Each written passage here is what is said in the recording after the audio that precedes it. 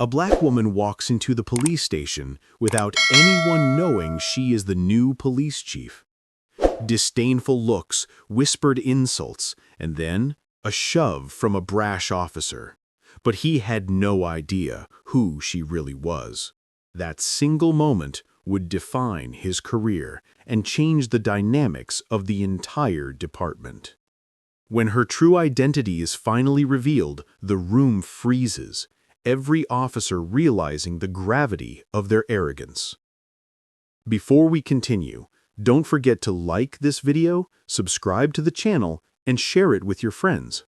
Comment below your thoughts and the lessons you take from this story, because you won't want to miss what comes next. The city of Clearwater, a mid-sized community in the southeastern United States, is known for its scenic waterfronts and growing population. But beneath the surface, the Clearwater Police Department has long struggled with entrenched biases and a conservative culture that resists change. Despite decades of reform efforts, racial and gender discrimination remain pervasive in subtle ways. White officers often rise faster, while capable officers of color face invisible barriers and a lack of recognition for their achievements. Before Simone Reynolds' appointment, the department operated almost entirely on tradition and internal favoritism. Veteran officers controlled their own unwritten rules, and complaints about bias or misconduct were often buried in layers of bureaucracy.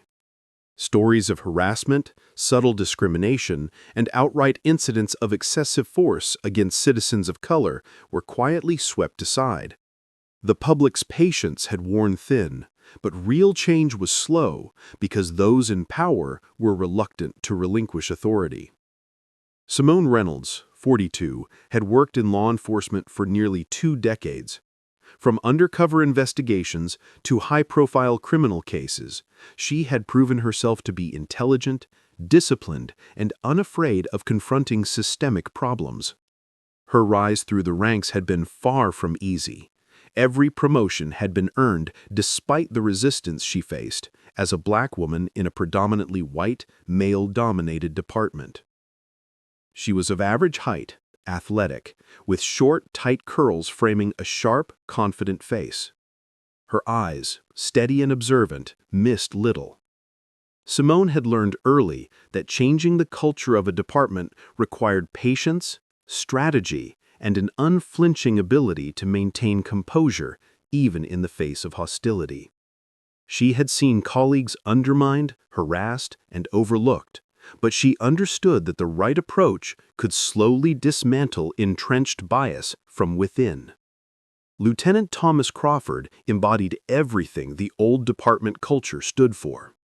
Tall, broad-shouldered, and imposing, he had over 15 years of service and a reputation for toughness. But behind his reputation lurked deep-seated prejudice. Conservative, dismissive of women, and openly contemptuous of black officers in authority, Crawford believed the department was strongest when run by men who looked like him. His relationships with other senior officers made him an informal gatekeeper, ensuring the old system remained unchallenged. That morning, Simone entered the Clearwater Police Department in casual attire. Fitted jeans, a crisp blouse, and a smart blazer. No badge, no nameplate, no indication that she was the newly appointed police chief. Her purpose was deliberate. She wanted to see firsthand how the officers treated an ordinary black woman entering the station without recognition. The lobby smelled faintly of disinfectant and coffee. A few officers stood clustered near the reception desk, chatting idly. In one corner, a middle-aged black man sat nervously, clutching a folder, waiting without acknowledgement from anyone. Simone paused, silently observing. She didn't rush forward. She allowed the scene to unfold, taking mental notes. A young officer behind the reception desk was slouched, scrolling on his phone, barely lifting his head as Simone approached. When he finally glanced up, it was with mild annoyance and disinterest. "What do you need?" he asked flatly. "I'm here to see HR," Simone said evenly, her voice calm but firm. He gave a half-hearted smile, barely masking his disdain, and returned to his phone. Simone studied his posture, his lack of attentiveness, and the subtle air of superiority he carried toward the black man waiting silently. This wasn't the first time she had witnessed such disregard, and it wouldn't be the last. But today, it would be different. A deep, authoritative voice cut through the quiet hum of the office. "What's going on here?" Simone turned to see Lieutenant Thomas Crawford. His blue eyes scanned her up and down with barely concealed contempt. Arms crossed, posture rigid, he exuded control. No greeting, no courtesy, just judgment. "I need to see HR to complete my paperwork," Simone said, evenly, her voice calm but firm. Crawford smirked, eyebrows raised. "Paperwork? Are you sure you're in the right place?" "Yes," Simone said without hesitation. "I'm in the right place." He laughed, a dry, sarcastic sound that drew the attention of nearby officers. "Right, because people like you usually don't come through here asking for paperwork. Must be some sort of activist thing." Simone's jaw tightened subtly, but she maintained composure. "I need to see the HR team leader, that's all." Crawford gestured toward a group of officers behind him. "Anyone will help this lady with her monitoring procedures?" The room erupted with laughter. Simone ignored the jeers, her eyes calmly fixed on Crawford. He shook his head with disbelief. "I don't know why you insist. You really should just leave before this escalates." "I won't leave," Simone said, her voice unwavering. "I need to meet the person I came here for." Crawford's face darkened, his control slipping. "I warned you. Move along or—" Before he could act further, Simone took a step forward, standing her ground. She didn't flinch. Her presence alone altered the energy in the room. Officers who had laughed moments before now exchanged uneasy glances. The atmosphere, thick with tension, was no longer a casual office morning. It was a confrontation. Crawford, feeling his authority challenged by someone he considered inferior, lost composure entirely. He lunged, attempting to intimidate her physically. Simone's reflexes were sharp. She stepped back but did not retreat, her stance steady and unshakable. The room fell silent, every officer holding their breath, witnessing the power struggle unfolding. Crawford's frustration escalated to aggression. A hand shot out, striking Simone across the shoulder in an attempt to assert dominance. The sound echoed, and for a moment a few officers chuckled nervously. But Simone's reaction was controlled. She didn't cry out, didn't falter. She simply shifted her balance, meeting her gaze with calm, unwavering intensity. The young officers who had laughed before now realized the situation had gone beyond routine disrespect. Whispers of doubt and confusion spread quietly, some shaking their heads, others unsure how to respond. The tension built, almost tangible in the air. At that moment, the HR office door swung open. A middle-aged man with graying hair appeared, holding a stack of documents. He paused, eyes wide as he took in the scene, the confrontation, Crawford's aggression, and Simone standing resolute. "She's the new chief," he finally said, voice trembling. The room seemed to freeze. Laughter died instantly. Shock and disbelief rippled through the officers. Crawford's face turned pale. "No, that's not possible," he stammered, stepping back. Every ounce of arrogance drained from him. His entire demeanor shifted from contempt to fear. Simone remained calm, eyes sharp, surveying the room. She didn't raise her voice, she didn't need to.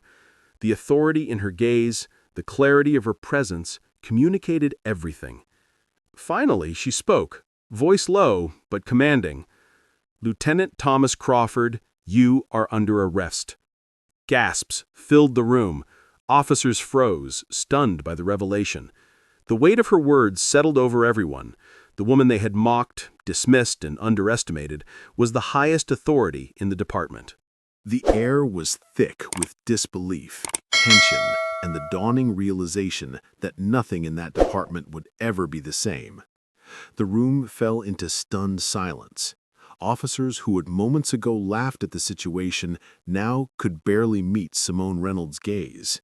Lieutenant Thomas Crawford, once brimming with arrogance, froze, his eyes darting around the room as he struggled to comprehend what had just happened. This was no ordinary officer confronting him. This was the new chief, the authority he had never respected, the person he had underestimated entirely. Simone didn't move immediately. She allowed the silence to hang, letting the reality sink in. Every officer could feel the weight of her presence, the gravity of her position, and the consequences of their collective actions. Some of the younger officers shifted nervously, realizing that their complicity, their laughter, and even their silence had placed them squarely under scrutiny. Finally, Simone's voice cut through the tension, calm yet firm. "Lieutenant Crawford, you assaulted a civilian in this station. You violated not only department rules, but the law itself. 2 officers, please escort him to the holding area." The 2 officers nearest to Crawford hesitated. A fraction of a second stretched into eternity. None of them had ever seen this level of authority displayed with such calm precision. One finally stepped forward, gently grasping Crawford's arms and guiding him toward the door. His protests, loud and frantic, filled the room. "You can't do this. I'm a lieutenant. This is outrageous." Simone followed at a measured pace, eyes scanning the room.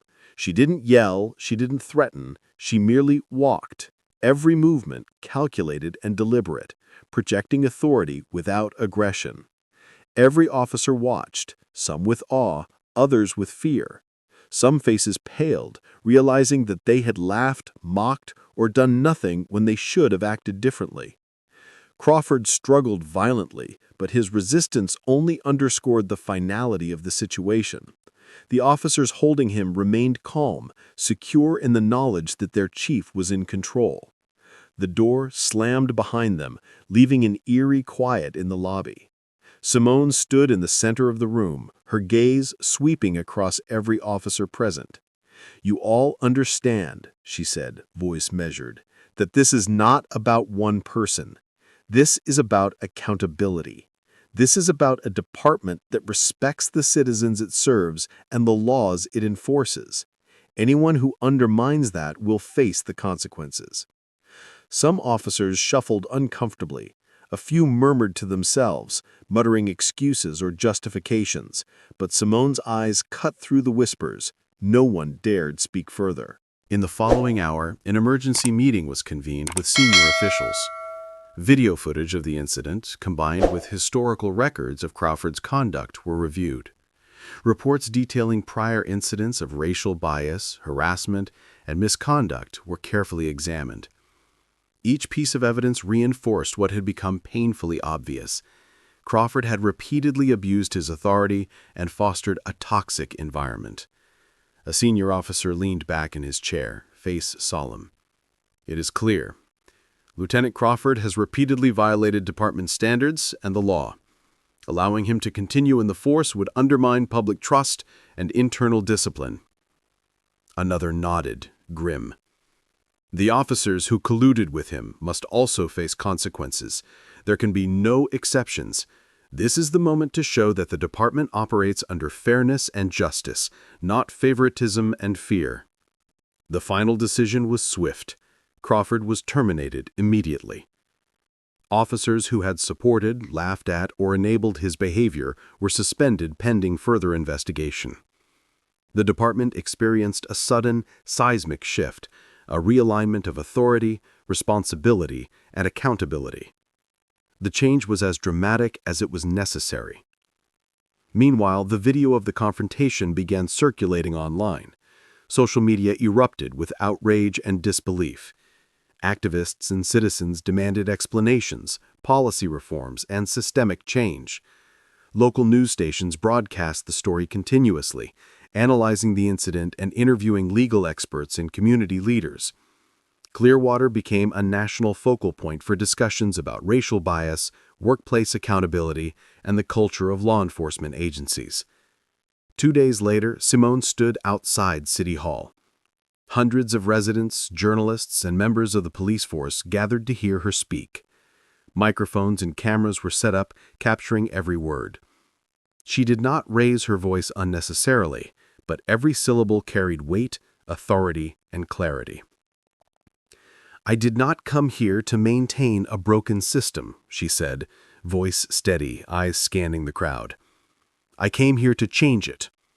Our department must operate with integrity, fairness, and respect for every citizen, every employee, and every law we are sworn to uphold. Racism, harassment, and abuse of power will not be tolerated, period." Applause rose from the crowd, echoing off the surrounding buildings. Simone's eyes met the camera lens, her message deliberate and unwavering. "To anyone in this department who continues to harbor prejudice or disregard for the people we serve, understand this: your actions will have consequences. Change is not optional, it is imperative." Inside the department, officers began to process the changes. Younger officers, previously hesitant to speak up, felt a newfound sense of validation. They saw that respect, integrity, and calm authority could triumph over intimidation and arrogance. The atmosphere shifted subtly but perceptibly. A sense of accountability replaced fear, and morale, once dampened by systemic bias, began to improve.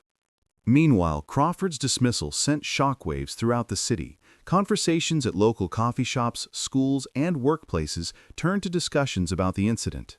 The public began scrutinizing departmental practices, demanding transparency, fairness, and reform.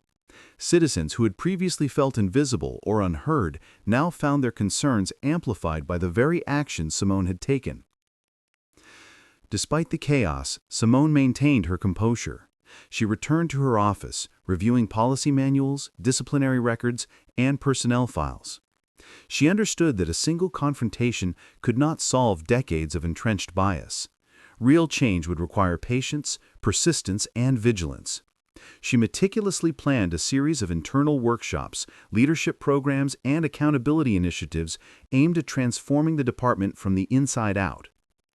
Over the next several weeks, meetings with officers and community leaders became routine. Training sessions addressed implicit bias, ethical enforcement, and community engagement. Policies were rewritten to ensure transparency, proper complaint handling, and equitable promotion practices. Officers were encouraged to speak up if they observed misconduct, and clear reporting channels were established. At the same time, the citizens' residents began participating in open forums with leadership. Simone encouraged dialogue, listening carefully to grievances and suggestions. She knew that trust, once broken, could only be rebuilt gradually. Her calm, deliberate approach ensured that these sessions were productive, not performative. Inside the station, the energy began to shift noticeably. Officers who had once dismissed complaints about bias now actively participated in discussions. Those who had ignored or supported Crawford's behavior found themselves facing scrutiny, accountability, and, in some cases, disciplinary measures. The culture of fear and complicity slowly gave way to one of accountability and professionalism. By the end of the month, Clearwater Police Department had undergone a dramatic transformation. While not every problem was solved, the momentum was undeniable. Internal audits confirmed improved adherence to procedures, increased reporting of misconduct, and a renewed focus on community service. Officers of color reported feeling more respected and empowered. Even some previously skeptical senior officers began to acknowledge the effectiveness of Simone's approach. The incident with Crawford became a defining moment, a cautionary tale for anyone underestimating authority or disregarding ethics. Videos and media coverage continued to circulate, not just documenting the confrontation, but also sparking national conversations about systemic reform, racial justice, and leadership. Simone herself remained unflappable throughout. She avoided personal accolades, instead emphasizing the collective responsibility of her team and the community. Her demeanor, A mix of calm and resolve helped maintain order and guide the department through the trying times.